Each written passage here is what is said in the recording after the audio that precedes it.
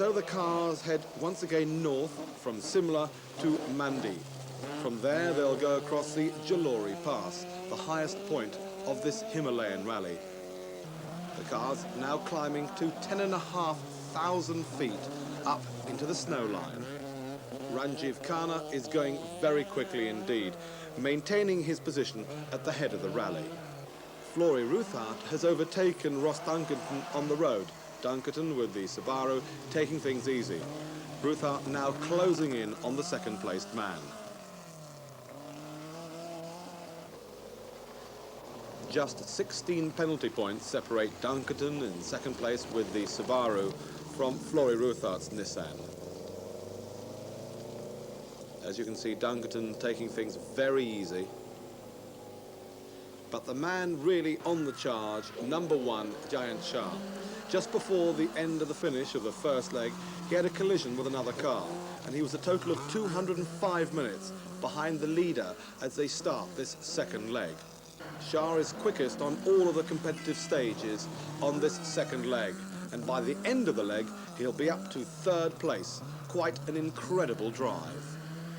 The Works Nissan driver really wants to win his fourth Himalayan rally, and he's throwing caution to the wind. Also by the end of the second leg, number 11 to 1 with the Lada will be in fifth place, but a long way behind the top four men. The Mahindra of Bathina is only a couple of penalty points behind the Lada, the two of them having quite a battle for the leading Indian-built vehicle in the Himalayan rally. We've got to say that the Sky Channel cameras have been all over the world following the World Rally Championship Series and of course the Middle East Championship Series, but it's very rare that one sees such stark beauty as one sees here in the Himalayan rally.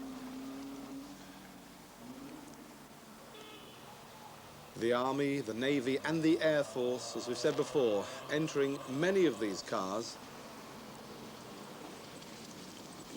And the armed forces in India taking a great interest in this most important event.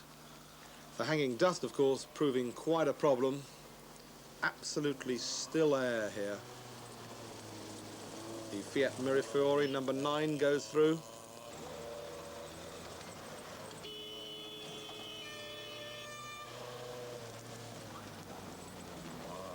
And of course, one always has to be very careful of any people on the road here. Nobody's got any real road sense as the Fiat goes past the locally driven car. At the end then of the second leg, Ranjiv Khanna has increased his lead. He has 150 penalty points. Ross Dunkerton is still there in second place on 282 penalty points. Jayant Shah in third place with 328 penalty points. And in fourth place, Flory Roothaert with 365.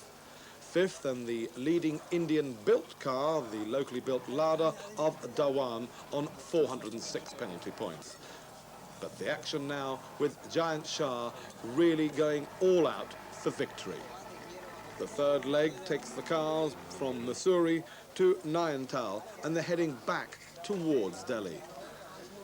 But the major news of the fifth day of this very long and arduous rally is that Ranjiv Khanna has retired from this rally with engine failure, some 270 kilometers into this third leg between Mussoorie and Raniket.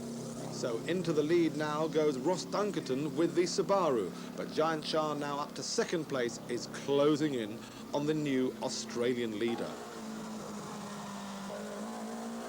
Shah with the battered Nissan, closing visibly on Ross Dunkerton. Flory Roothaert is still there, up into third place now with the Nissan.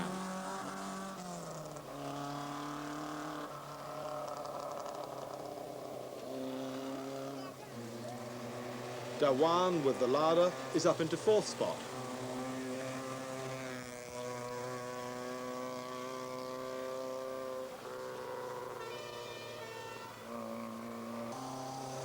Chauhan with the local Jonga is up into fifth place.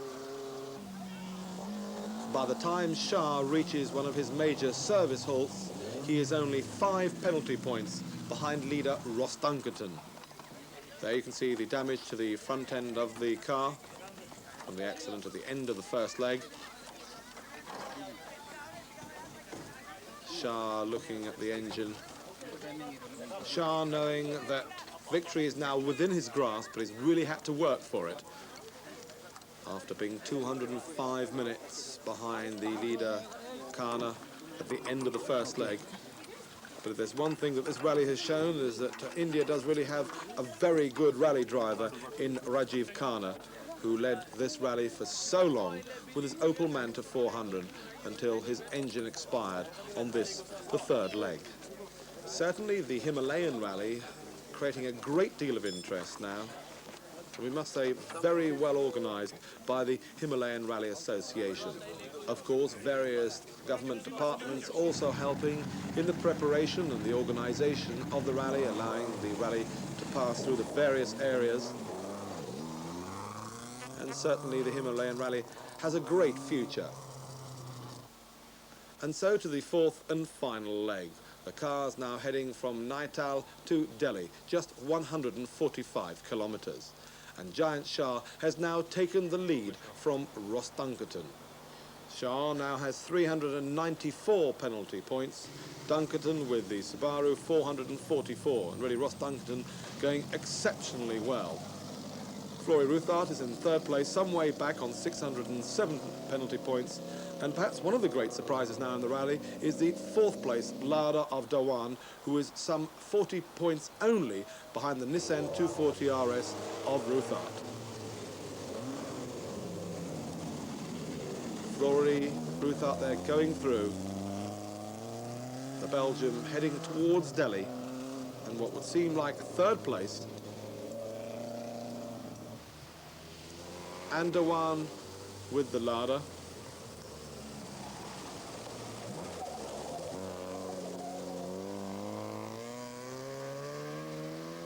Nothing, of course, outwardly spectacular in the driving of the competitors in the Himalayan Rally.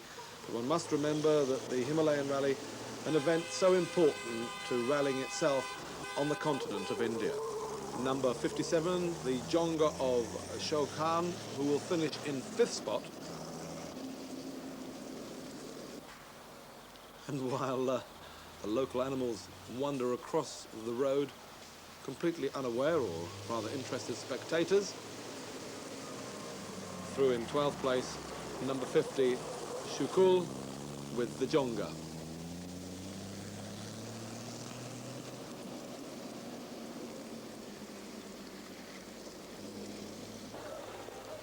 And so to the finish back in the Nehru Stadium in Delhi. The fourth victory then for Jayant Shah with the Nissan 240 RS after a really storming drive. Nissan's once again taking the Himalayan Rally. So 3,200 kilometres in 6 days after the start, the very battered Nissan 240 RS of winner Jayant Shah comes up onto the finishing podium.